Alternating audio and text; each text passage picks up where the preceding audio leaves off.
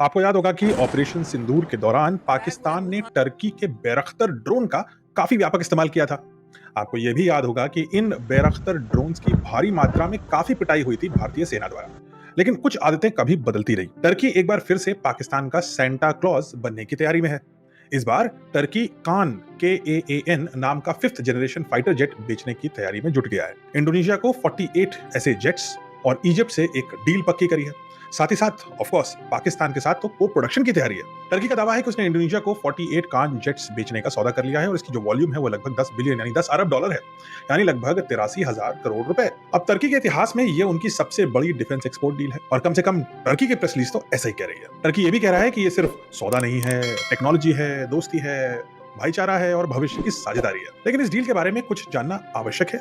चलिए उस पर चर्चा करते हैं। देखिए, टर्की दावा तो करता है कि कान एक मल्टी रोल फाइटर जेट है, यानी हवा से दुश्मन में लड़ सकता है, जमीन पे टारगेट कर सकता है और इलेक्ट्रॉनिक वॉरफेयर में भी इस्तेमाल किया जा सकता है। टर्की ये भी कहता है ये तो सुपर क्रूज फीचर से लैस है, यानी कि आफ्टर बर्नर को यूज किए बिना सुपरसोनिक स्पीड पे हो सकता है। इससे ईंधन की बचत भी होगी और इंफ्रारेड सिग्नेचर कम होगा, यानी टारगेटिंग करना मुश्किल होगा। टर्की कहता है कि कान जेट्स में इंटरनल वेपन बे हैं जो रेडार से छुपाने में मदद करती हैं उसे, और ये भी कहता है इसमें मुराद नाम का एक रेडार है जो अत्याधुनिक स्कैनिंग सिस्टम 360 डिग्री तक दुश्मन की गतिविधि को पकड़ सकती है। लेकिन ये सब बातें ब्रोशर, PPT, प्रेजेंटेशन और एनिमेशन में ही है और वो भी टर्की द्वारा जनरेट। लेकिन जरा रुकिए, ये सारी की सारी बातें टर्की द्वारा बनाए गए ब्रोशर, PPT, प्रेजेंटेशंस, वेबसाइट्स और एनिमेशंस में ही मौजूद हैं। सच तो यह है कि असल में कान नाम का कोई जेट है ही नहीं।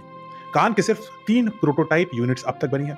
इनफैक्ट इसकी पहली टेस्ट फ्लाइट 2024 में महज 1 साल पहले हुई है और कुछ ही पैरामीटर्स टेस्ट हो पाए हैं। टर्की का दावा है कि इसका जो प्रोडक्शन है वो 2028 में शुरू होगा, जो मुश्किल लगता है। यानी कि एक ऐसा जेट है कान जो सिर्फ कागज में एग्जिस्ट करता है। उसका कोई प्रोटोटाइप अभी ढंग से टेस्ट भी नहीं हो पाया है। प्रोडक्शन तो बहुत दूर की बात है, इसने कभी कोई युद्ध भी नहीं देखा, इसमें कोई हथियार नहीं लैस किया गया। लेकिन टर्की 10 अरब डॉलर का इससे सौदा कर चुका है। अब इसी बिंदु पे आता है असली सवाल। बैरक्टर ड्रोन को याद करिए, जिसने रशिया यूक्रेन में पहली बार आगाज किया था, और जब इसी ड्रोन को पाकिस्तान ने सोचा कि हम भारत के ऊपर इस्तेमाल करें तो ये सारे के सारे ड्रोन भारत की मिट्टी चाट रहे थे। टर्की ने पाकिस्तान को सिर्फ ड्रोन तो पकड़ा दिए, लेकिन ना तो कोई टेक्नोलॉजी दी, ना ही कोई सर्विसिंग, ना बैकअप, ना भरोसा।